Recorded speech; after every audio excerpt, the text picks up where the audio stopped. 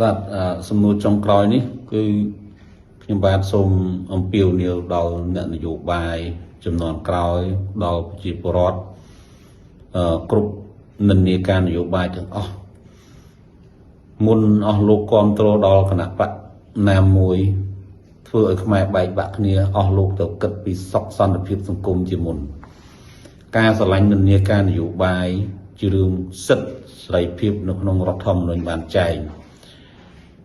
ការស្រឡាញ់គណៈបកនយោបាយការមានជាតិនិយមរបស់បងប្អូនពិតជាត្រឹមត្រូវតាមច្បាប់តាមអ្វីដែលអស់លោកយល់ឃើញប៉ុន្តែការយល់ឃើញនឹងការគ្រប់គ្រងនយោបាយដែលប្រឆាំងផលប្រយោជន៍ជាតិបំផ្លាញខ្មែរភាគីណាមួយគឺការធ្វើនយោបាយរបៀបនោះមិនត្រឹមត្រូវទេអញ្ចឹងបងប្អូនកុំគ្រប់គ្រងប្រជាពលរដ្ឋទាំងអស់ទៅយល់ដឹងថាមុននឹងគ្រប់គ្រងតើអ្នកនយោបាយនោះធ្វើឲ្យខ្មែរបែកបាក់គ្នាធ្វើឲ្យខ្មែរបំផ្លាញគ្នាធ្វើឲ្យបាត់បង់ពេលវេលានឹងការថែរក្សាសុខសន្តិភាពជូនប្រទេសជាតិការធ្វើនយោបាយការគ្រប់គ្រងនយោបាយរបៀបនេះគឺឈ្មោះថាបំផ្លាញជាតិទៅវិញទេបញ្ឆេះកំផឹងឲ្យក្រុមមួយជេរក្រុមមួយប្រមាថក្រុមមួយបំផ្លាញក្រុមមួយមាក់ងាយខ្មែរ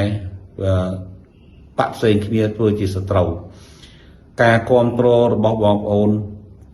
ទាំងនោះនឹងធ្វើឲ្យជាតិវិនាសបាត់បង់ធ្វើឲ្យបាត់បង់នៅស្ថិរភាពបាត់បង់នៅទំនុកចិត្តរបស់ជាតិបាត់បង់នៅ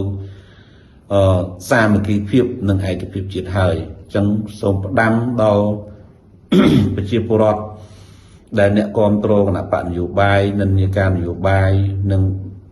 ដល់អ្នកនយោបាយចំនួនក្រោយនេះចំនួនថ្មីនេះកុំព្រោះតែចង់ឈ្នះចាញ់ព្រោះតែចង់បានអំណាចនាំខ្មែរ